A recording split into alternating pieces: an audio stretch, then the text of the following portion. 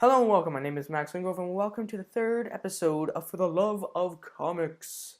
And today I will be reviewing a single issue by the name of Batman White Knight, written by Sean Murphy and drawn by Sean Murphy, who you may know from Punk Rock Jesus. Elseworlds is back. Okay, not really, but I was glad I had the knowledge going into this that this was not from Rebirth and it was strictly its own story.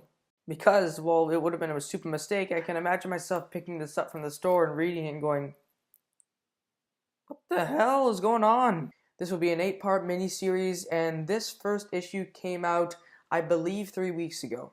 Now, getting into this. I haven't read very many single issues, just like on their own, so they're not collected in trade yet. The ones that I've reviewed on this channel, that's probably half of them. The rest is Star Wars and I think one Marvel comic. So it shouldn't come to such an eye-rolling moment when I say this is probably the best single issue I've ever read. And the reason I say that is because in the very few pages that it has, it did everything I wanted in a non-Rebirth Batman story. Everything. I was excited to get this issue, but I was also kind of afraid going into it because I also read another story by the name of Batman Going Sane, and it has not the same concept, but the Joker going sane is in that story and in this story. And I was iffy about Batman Going Sane. I didn't love it. I felt it was kind of sloppy. And while in this book, that isn't the thing that I was most happy about, this is freaking A+ material. Like, already, is first issue, I'm like, I'm on board! I am ready for this series! Now, the art. I know I've said this almost every episode, but it's almost too good. All the characters are so well realized. It's drawn in the very messy, sketchy, imperfect way that Frank Miller and John Romita Jr. are famous for. The colors just plague this issue with a dark feel, and I just couldn't be happier with it. And while this is very much Sean Murphy's style of illustrations, I just haven't seen a lot of it, so that's why I was so captivated by the art, and I just couldn't get enough of it. Now this story is about, unfortunately, Batman is starting to fall apart.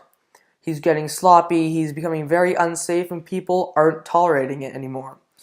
And then the Joker, on the other hand, has kind of a change of heart, but there's more to it than that, and starts to realize how unsafe Batman is and how he breaks the law. And that's kind of hypocritical because he is one of the city's greatest villains, but he makes good points and he sways people into believing that Batman is the real villain. Of course, Batman has reasons for being so reckless, but I'm not going to spoil that in this review. Now, there are 4 sides and perspectives to the situation at hand, and I'm going to go over them right now. Gordon's side is very indecisive because he knows Batman is above the law, he's acting above the law as a vigilante, but he's leaning towards Batman because he knows the pain that the Joker has caused most. He knows the death and the chaos he has managed to inflict upon a lot of people in the history of him being a cop. And a lot of what the Joker did, he took quite personally, so he doesn't quite understand sometimes what people are saying about the Joker and why Batman has to go down. The media and most of the GCPD, so for example like Harvey Bullock, see Batman as an out-of-control vigilante that has a long overdue arrest under his name. But the GCPD are ultimately afraid because of what the media is saying. Because the media will ultimately overpower the GCPD with words and will make the whole entire city follow along with the media's opinion.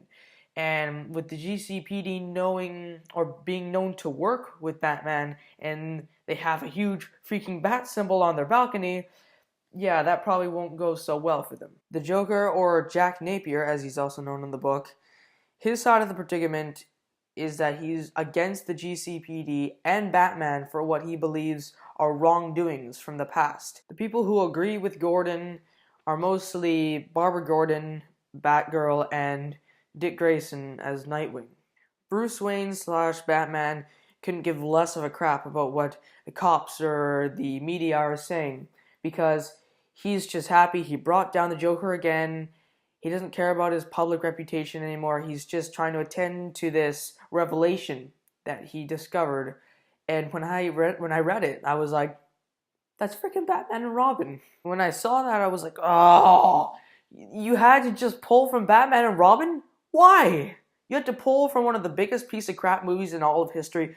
But I know they're going to handle this better. I know Sean Murphy is going to do a much better job because you can't do any worse than that movie. You can't. It is not possible. The way Sean Murphy handled the downfall of Batman was also really relieving because I was so afraid he was going to go the Frank Miller route in All-Star Batman and Robin, making Batman a crazy psycho a-hole. So, yeah, none of that in this book. I do love how the media talks about should there be a Batman in such detail because I feel like that would have happened right away when Batman first started because it makes it feel more real. It makes it really realistic because yeah, no, we wouldn't tolerate a crazy man jumping around in a Halloween costume, beating the crap out of thugs and thinking he can surpass the cops. That's not gonna fly. The relationship between Batman and Joker in this issue is different, but top-notch, compelling, and makes a lot of sense. And yeah, I believe that's it. I have zero problems with this issue. I command you to get the hell on board with this series, and I strongly recommend you read Batman White Knight. So yeah, I'll be getting into trade paperbacks next episode, and it will be a Marvel book. So a little switch from the DC train we've been rolling on. Thank you so much for watching, and have a great day, you wonderful people.